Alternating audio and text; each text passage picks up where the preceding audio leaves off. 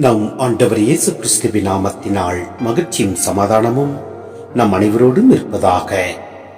எசாயா 49 8-15 முடிய ஆண்டவர் கூறுவது இதுவே: தகுந்த வேளையில் நான் உமக்கு பதில் அளித்தேன், விடுதலை நாளில் உமக்கு துணையாயிருந்தேன்.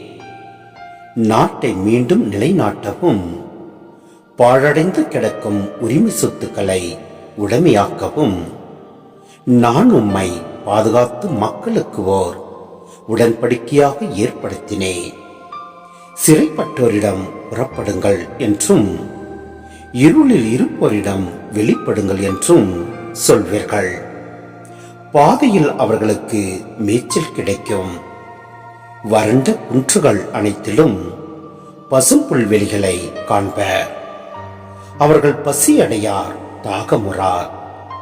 வெப்ப காற்று வெயிலோ அவர்களை வாட்டுவதில்லை. ஏனெனில் அவர்கள் மேல் கருணை காட்டுபவர் அவர்களை நடத்தி செல்வார். அவர் அவர்களை நீரூற்றுக்கள் அருகே வழி நடத்துவார். என் மலைகள் அனைத்தையும் வழியாக அமைப்பேன். என் நெடுஞ்சாலைகள் உயர்த்தப்படும். இதோ இவர்கள் தொலையில் இருந்து வருவார்கள். சிலர் வடக்கிலிருந்தும், சிலர் மேற்கிலிருந்தும், சிலர் சீனின் நாட்டிலிருந்தும் வருவார்கள். வானங்களே, மகிழ்ந்து பாடுங்கள்.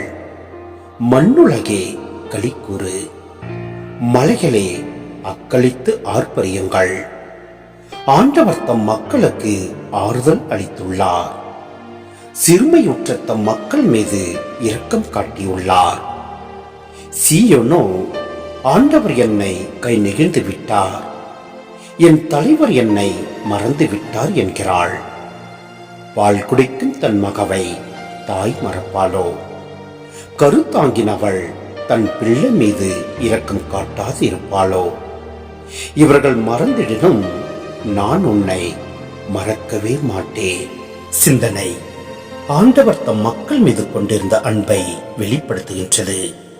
இஸ்ரேல் மக்கள் பபிலோனிலும் மற்ற இடங்களிலும் சிதறி வாழ்ந்த சூழ்நிலையில் ஆண்டவர் தங்களை மறந்து விட்டார், தங்களை கை நெகிழ்ந்து விட்டார் என எண்ணினார்கள். ஆனால் ஆண்டவர் அவர்களை மறக்கவில்லை, கை நெகிழவில்லை. மாறாக அவர்கள் மீது மிகுந்த அன்பு கொண்டுள்ளார். இந்த அன்பை அவர் சிதறுண்டு கிடக்கும் மக்களை ஒன்று சேர்ப்பதிலும், எதிரிகளை வென்று அவர்களுக்கு விடுதலை வழங்குவதிலும், அவர்களுக்கு புது வாழ்வு அளிப்பதிலும் வெளிப்படுத்துவார். இஸ்ரேல் மக்களுக்கு ஆறுதலையும் ஆண்டவரின் அன்பையும் வெளிப்படுத்தும் இந்த வரிகள் நமக்கும் ஆறுதல் அளிப்பவையாகவும் ஆண்டவரின் இரக்கத்தை காட்டுபவையாகவும் உள்ளன. பிரச்சனைகளால், பல்வேறு சிக்கல்களால் கசப்புற்று வாழ்பவர்களுக்கு, உங்களை நான் மறக்கவில்லை, உங்களை என் உள்ளங்கைகளில் பொறித்து வைத்துள்ளேன், உங்களை நான் அன்பு செய்கின்றேன் என்ற வார்த்தைகள் ஆறுதலாகவும், வாழ்வில் ஒரு உந்து சக்தியாகவும், புது வாழ்வுக்கு தூண்டுகோலாகவும் அமைகின்றன. எனவே நம் ஆண்டவரில் நிலைத்து நிற்போம். எதற்கும் நாம் அஞ்ச வேண்டியதில்லை. நம் ஆண்டவர் நம்மை வழிநடத்துவார், ஆசீர்வதிப்பார். ஆமென்.